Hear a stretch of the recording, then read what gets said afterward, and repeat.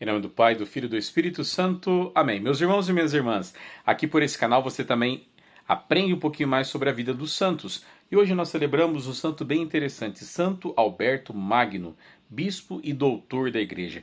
Vamos conhecer um pouquinho sobre a vida dele. Se você não conhece, você vai ficar impressionado, porque é muito interessante e a vida dos santos nos ajuda cada vez mais a também nos aproximarmos da santidade do próprio Cristo Jesus. Então preste atenção. Escute bem quem é esse homem. Alberto, que a posteridade chamará Magno, isto é, grande, nascido em Leiningen, na Baviera, em 1200. Está entre os primeiros pensadores medievais a afirmar a autonomia da ciência e da filosofia em relação à teologia. Verdadeiro gênio enciclopédico, capaz de mover-se com grande segurança nos mais diferentes campos do conhecimento humano, conviveu em perfeita harmonia entre as razões da ciência e da fé. Senhor Jesus, rezava, invocamos a tua ajuda para não nos deixarmos seduzir pelas vãs palavras tentadoras sobre a nobreza da família, sobre o prestígio da instituição, sobre o que a ciência tem de atraente. Era com efeito de origem nobre, mas ao contrário do discípulo São Tomás de Aquino, a família não se opôs a que ele se vestisse o humilde hábito dos frades mendicantes.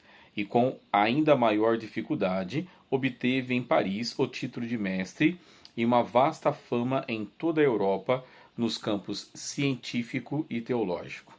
Completou seus estudos universitários em Pádua, onde encontrou o mestre-geral dos dominicanos, o beato Jordão da Saxônia, que o encaminhou à vida religiosa.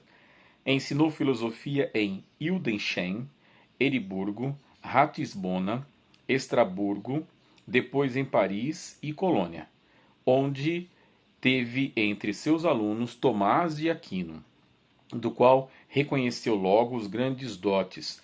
Vós os chamais o boi mudo. Disse aos outros alunos, que com tal expressão havia definido o taciturno companheiro de estudo. Mas ele, com sua doutrina, emitirá ruídos que serão ouvidos em todo o mundo.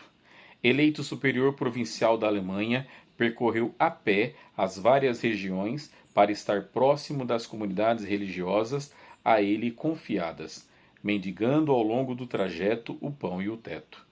O filho do conde de Putstadt, nomeado bispo de Ratisbona, viveu em perfeito espírito de pobreza, assimilado na vida religiosa.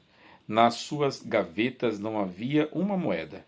Disse dele alguém que o conheceu de perto, nem uma gota de vinho da barrica ou um punhado de grão nos celeiros. Permaneceu na direção da diocese somente 2 anos. Depois, com o beneplácito do Papa, pôde retornar ao convento de Würzburg e de novo lecionou na Universidade de Colônia, onde concluiu sua laboriosa existência. Canonizado em 1931, recebeu depois de Pio XII o título de doutor da Igreja e padroeiro dos cultivadores das ciências naturais. Oremos.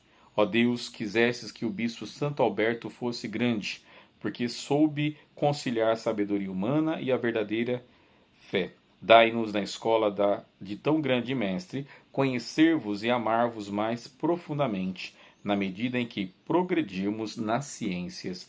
Por nosso Senhor Jesus Cristo, vosso Filho, na unidade do Espírito Santo. Amém. Santo Alberto Magno, rogai por nós. Que lindo, né? Como é bom a gente conhecer um pouquinho mais sobre a vida dos santos, porque assim também nós vamos conhecendo a beleza da nossa igreja. Que Deus te abençoe e que São Alberto Magno interceda a Deus por nós. Em nome do Pai, do Filho e do Espírito Santo. Amém. Tchau, tchau. Fiquem com Deus e até amanhã.